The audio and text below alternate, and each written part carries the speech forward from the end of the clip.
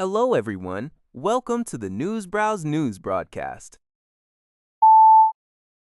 联合早报 reports that the United States will not extend its 30-day waiver on sanctions for Ans and Mornington maritime oil, which is set to expire on April 19th. This decision, revealed by two U.S. government officials to Reuters on Tuesday, comes as a similar sanctions waiver for Russian maritime oil quietly ended last weekend on April 11th.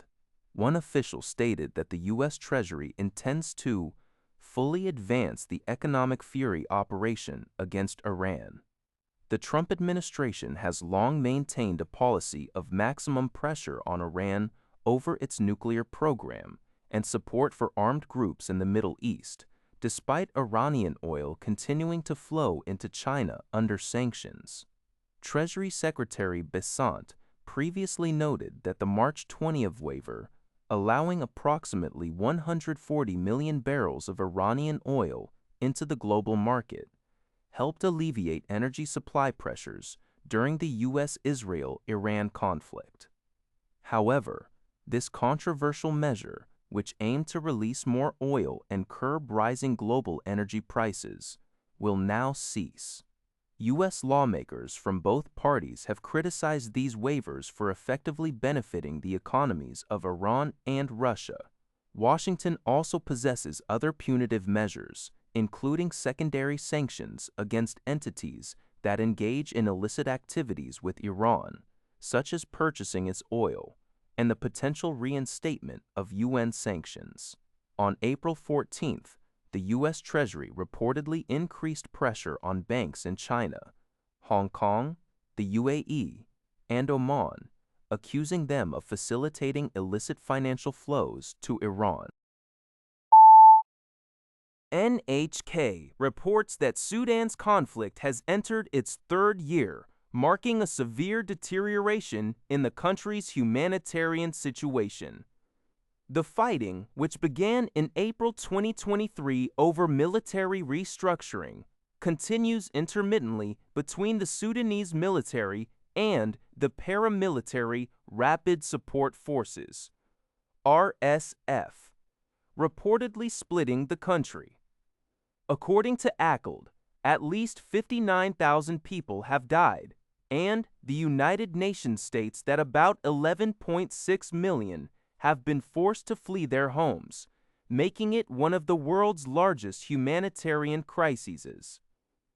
Although some displaced individuals are beginning to return to the capital, Khartoum, after the army recaptured it last March, rebuilding efforts face significant challenges. Infrastructure is severely damaged. Many homes are uninhabitable due to fighting and looting, and local people report difficulties obtaining construction materials and rising fuel prices. The Office of the UN High Commissioner for Refugees has appealed for international support, emphasizing that a stable Sudan is in everyone's interest. According to GG Press, Kristalina Georgieva, managing director of the International Monetary Fund, IMF, stated in a speech on April 14th that the global economy would recover rapidly if the conflict involving the United States, Israel, and Iran concludes within the next few weeks. However, she expressed concern that if disruptions to the crude oil supply chain are not resolved beyond this summer, the growth rate would decelerate further. Georgia also warned that in a more prolonged scenario, some countries may fall into recession.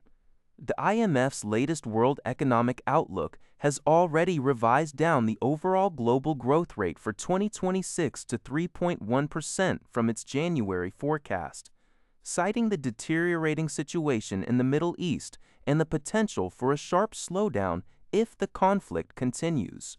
She also cautioned that in the event of an early cessation, monetary policy should remain vigilant and be cautious about raising interest rates to avoid stifling nascent growth. Uncertainty still surrounds the prospects for a ceasefire in the U.S.-Iran conflict. According to NBC News, recent data has led economists to a growing consensus regarding AI's influence on the American job market.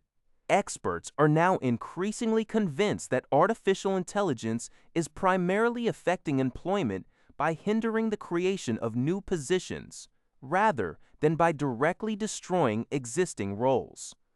This shift in understanding highlights a nuanced impact of AI on the workforce. North Korea has accused Japan of a grave provocation against its sovereign rights. As reported by Yonhap News Agency, this strong criticism came after Japan's annual diplomatic Bluebook expressed serious concerns over Pyongyang's nuclear and missile development programs. A sectoral chief of the Institute for Japan Studies, affiliated with the North Korean Foreign Ministry, issued a statement calling Japan's description of its defense capabilities as a grave and urgent threat, and a call for complete, verifiable, and irreversible dismantlement as anachronistic and evasive. The official asserted that these actions encroach upon North Korea's sovereign rights, security, and development interests, revealing deep-rooted hostility and confrontational intention. Pyongyang further labeled the Bluebook a tricky document designed to beautify militarist moves of the Japanese authorities who are dreaming of bringing about the Second Imperial Era. That's all for this video. Thank you for watching. See you in the next video.